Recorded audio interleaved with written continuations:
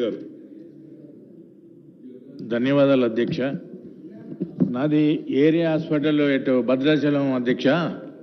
పూర్తిగా సరిహద్దు ప్రాంతమైనటువంటి ఇటు ఆంధ్ర, ఇటు ఛత్తీస్గఢ్, ఒడిశా నుండి కూడా చాలా రద్దీగా ఉంటుంది అధ్యక్ష. ఏది భద్రాచలం ఏరియా హాస్పిటల్. దయచేసి తమరి ద్వారా మంత్రి గారిని కోరేది ఒకటే, స్టాఫ్ లేరు అధ్యక్ష. స్టాఫ్ను అంతా కూడా నింపి ఇప్పుడు ప్రస్తుతము ఇప్పుడు ఏదైతే ప్రసవించడానికి వచ్చినటువంటి గర్భిణీ స్త్రీలను కూడా ప్రసవించేటందుకు డాక్టర్లు లేరు అధ్యక్ష.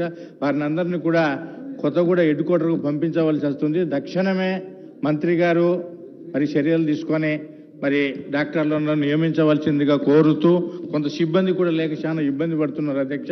సిబ్బందిని కూడా తొందరగా వేసి ఏరియా హాస్పిటల్ గురించి ఎన్నో పర్యాయాలు శాసనసభలో కూడా చాలా సందర్భాలలో చెప్పడం జరిగింది అధ్యక్ష. ఇప్పటివరకు వేయలేదు.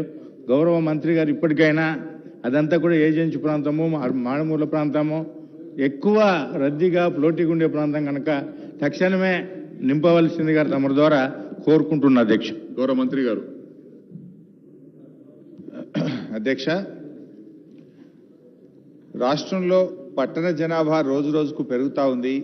పట్టణాల్లో ఉండే బస్తీల్లో కూడా ప్రజలకు మంచి సేవలు అందించాలని ఆలోచించిన ముఖ్యమంత్రి గారు దేశంలోనే మొట్టమొదటిసారిగా ఈ బస్తీ దవాఖానాలను